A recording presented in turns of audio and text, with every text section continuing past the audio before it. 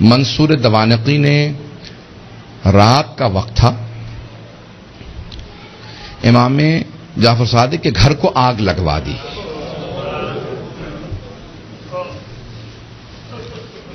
آج کل آپ نے دیکھا روشنیاں ہوتی ہیں، پانی کا نظام کچھ اور ہے. پرانے زمانے میں گھر میں کنواں ہوتا تھا، پانی نکالا جاتا تھا، چراغ ہاتھ میں ہوتے تھے. رات کا وقت تھا، امام کے گھر میں آگ لگا دی. امام کے جو خادم تھے نا وہ فوراً آگ بجھانے لگے. میرے طرف دیکھیے گا، ایک جملہ کہہ دوں اس کے بعد صرف 2-4 منٹ 5 منٹ زحمت دوں گا آپ کو مصائب کی. امام کے جتنے خادم تھے نا وہ سب کے سب آگ بجھانے لگے. امام اپنے گھر سے باہر نکلے، گھر میں آگ تھی. باہر نکلنے کے بعد نہ جانے صحن میں کیا دیکھا، ایک دیوار سے ٹیک لگا کے بیٹھ گئے اور زاروں قطار رونا شروع کر دیا. امام روتے جاتے تھے، خادم آگ بجھا رہے تھے. ایک خادم رکا، فوراً دوڑتا ہوا امام کی بارگاہ میں آیا کہ مولا کیا بات ہے، نہ آپ آگ بجھانے میں مدد کر رہے ہیں، نہ گھر سے باہر جا رہے ہیں، ایک طرف بیٹھ کے روتے چلے جا رہے ہیں. مولا کیا بات ہے، مجھے سمجھائیے کیوں اتنا رو رہے ہیں. کہا کہ مجھے شام غریبہ یاد آ گئی، مجھے شام غریبہ یاد آ گئی. کہ مولا اس وقت شام غریبہ کیوں یاد آئی ہے؟ مولا نے اپنے خادم کو مخاطب کر کے کہا تو دیکھ رہا ہے میری بیٹیاں سر پہ برقعے سنبھالے، کبھی صحن میں اس طرف سے ادھر جاتی ہیں، کبھی ادھر سے ادھر جاتی ہیں، کتنی پریشان ہیں. جب میں نے اپنی بیٹیوں کو صحن میں دوڑتے دیکھا مجھے میری پھپھیاں یاد آ گئیں. کہا مولا کیوں؟ کہا نام میرے جد حسین سر پہ موجود تھے، نہ میرے چچا عباس موجود تھے، نہ علی اکبر سنبھالنے کے لیے تھے، نہ قاسم، اور سید سجاد میرے دادا بیمار پڑے تھے. جب خیموں میں آگ لگی ہر بی بی تڑپنے لگی، کبھی اس خیمے سے اس خیمے میں، کبھی اس خیمے سے اس خیمے میں. کہ جب ایک مرتبہ سارے خیمے جل گئے، امام سجاد کے خیمے میں مولانا پیش کر چکے، میں شام غریبہ نہیں پڑھوں گا. کہ مجھے شام غریبہ یاد آ گئی. عزیزان گرامی میں صرف 2 روایات پیش کرنا چاہ رہا تھا. پہلے مولا نے کہا مجھے شام غریبہ یاد آ گئی. دوسرے جب ایک مرتبہ عاشور کا دن تھا، امام کے گھر کے اندر عجیب و غریب عالم ہے، امام بیٹھ کے رو رہے ہیں. اتنے میں کچھ شیعہ آئے. کہا مولا کیا بات ہے اتنے محزون ہیں؟ کہا حکومت اعلان نہیں کرتی آج عاشورہ ہے، میرے جد حسین کی مجلس کا دن ہے. وہ جو شیعہ آئے تھے ان میں سے ایک نے کہا کہ مولا آپ کو مجلس کریں گے؟ امام نے کہا ہاں. کہا تمہارے بابا مرثیہ کہہ دیا کرتے تھے، اشعار کہتے تھے، تم بھی شعر کہتے ہو؟ کہا ہاں مولا. کہا میرے جد حسین کی شان میں کوئی شعر کہا ہے؟ کہا جی مولا. کہا ذرا کچھ مصائب کے اشعار سنا دو. آپ بھی دوڑے پڑتے ہیں نا. امام نے کہا ہاں ذرا کوئی مصائب کا بند سنا دے. کھڑا ہوا پڑھنا چاہتا تھا، امام نے کہا رک جا ابھی نہ پڑھنا. ایک مرتبہ ایک امام نے خادم سے کہا ذرا یہاں پردہ کھینچ دے. پردہ کھینچا گیا. امام نے خادمہ کو آواز دی ذرا میری ماں سے کہنا مجلس میں آ جائے.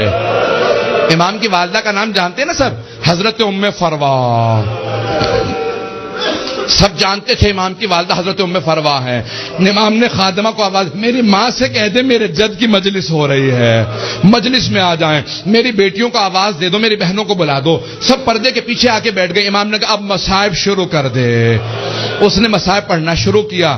جب مصائب پڑھ رہا تھا، روایت کے الفاظ میں نے خود پڑھی ہے، مستند روایت ہے، بڑے بڑے علماء فقہا سے سنی ہے. مصائب پڑھتے پڑھتے ایک مرتبہ اس نے آواز سنی کہ امام کی والدہ کے بین کی آواز آ رہی ہے. حضرت ام فروا بین کرنے لگی، ہائے میرا جد مارا گیا، ہائے حسین مارا گیا. بین کرنے لگی. اب امام صادق سے برداشت نہیں ہو رہا تھا، آنسو بہ رہے تھے، ریش تر تھی. امام نے امامہ اتار رکھا تھا، تڑپ رہے تھے. وہ جو مصائب پڑھ رہا تھا نا وہ امام کی والدہ کے خاندان سے تھا. اس نے مخاطب ہو کے کہا اے ام فروا اگر آپ زیادہ روئیں گی نا تو آپ کا بیٹا جعفر الصادق آپ کو دلاسا دینے آئے گا، آپ کو سینے سے لگائے گا، آپ کے آنسوؤں کو صاف کرے گا، آپ کی چادر کو سنبھال کے رکھے گا. لیکن اے ام فروا آپ کی پھپھیاں جب میدان کربلا میں رو رہی تھی، کبھی شمر تازیانہ مارتا تھا، کبھی خولی تازیانے مارتا تھا، بس بھائی اجرکم اللہ میں تمام کر دیتا. ایک مرتبہ روایت کے الفاظ یہ ہیں، سارے مدینے والے امام صادق کے دروازے پہ جمع ہو گئے، نہ جانے کیا ہو گیا، اس بلند آواز سے سب رو رہے ہیں. سب دروازے پہ آ گئے. امام نے دروازے کی طرف اشارہ کیا. امام نے کہا الباب الباب، دروازہ بند کر دو، دروازہ بند کر دو. پوچھا مولا کیا بات ہے؟ کہا میرا چھوٹا سا بیٹا بے ہوش ہو گیا. کسی نے پوچھا یہ کون سا بیٹا؟ کہا موسیٰ کاظم.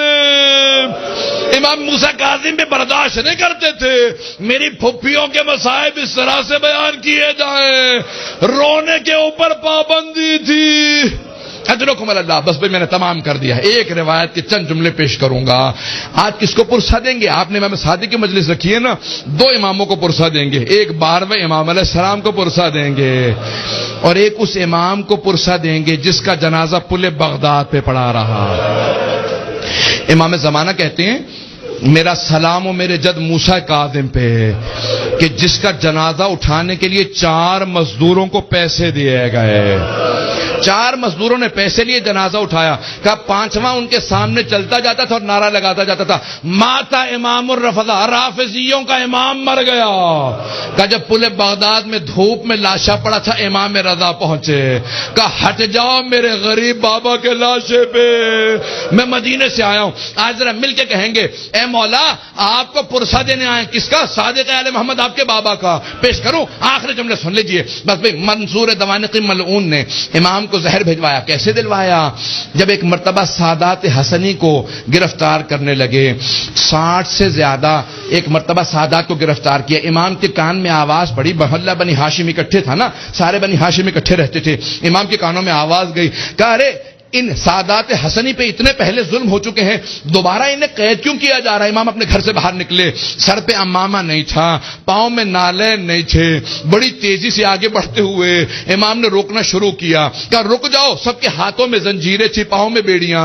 بنی عباس کی فوج تھی، سب کو دستگیر کر کے گرفتار کر کے لے جا رہی تھی. امام نے کہا رک جاؤ، امام حسن مجتبیٰ کی نسل پہ بڑے ظلم ہوئے ہیں.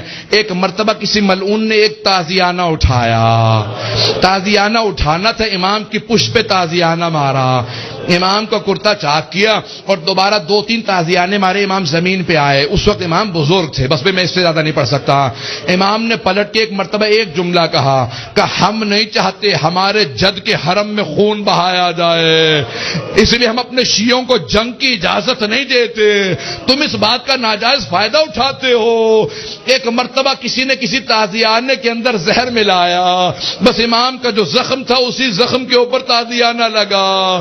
امام نے آواز دی مجھے میرے گھر واپس لے جاؤ. ایک مرتبہ سارے بیٹوں نے اٹھایا، امام کو گھر لے گئے. اب میرے طرف دیکھیے گا، میں آخری جملہ پیش کر رہا ہوں. میں نے مصائب تمام کر دیا. مولا آپ کے بیٹے آپ کو اٹھا کے گھر لے آئے. ایک بیٹا بار بار رخسار پہ رخسار کو رکھتا تھا، بار بار کہتا تھا میرے بابا کو پانی پلا دو ذرا، مولا کربلا میں آ کے دیکھے.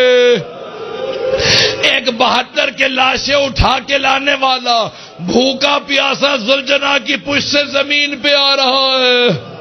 الا لعنت اللہ علی القوم الظالمین وسيعلم الذين ظلموا اي منقلب ينقلبون. بس وقت نہیں تھا کہ میں تفصیل سے پیش کرتا. ہاتھوں کو بلند کریں گے، 2 جملے دعا کے پیش کروں گا.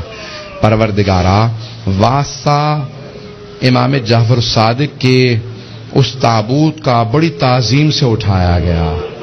ہزاروں کا مجمع تھا، سب کاندھا دینا چاہتے تھے. ہاتھوں پہ تابوت چل رہا تھا کہ ایک مرتبہ جنت البقیع تک پہنچا. امام موسیٰ کاظم علیہ السلام نے بڑی تعظیم سے شان و شوکت سے کہا ہٹ جاؤ، میرے دادا کے پہلو میں میرے بابا کی قبر کو تیار کرنا.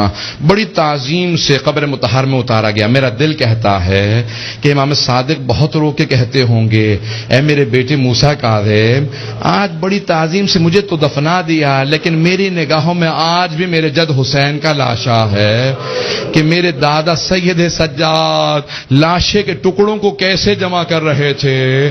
پروردگارا، سید الشہداء کی عظمتوں کا واسطہ، امام صادق کی عظمتوں کا واسطہ، دنیا میں امام زمانہ کا ظہور میں تعجیل فرما، ظلم کا خاتمہ فرما، داعش کو طالبان کو غارت فرما، آل سعود کو آل یہود کو غارت فرما، مومنین کی حفاظت فرما. ربنا تقبل منا انك انت السميع العليم بحق محمد وآله الطيبين الطاهرين المعصومين. ماتم حسین.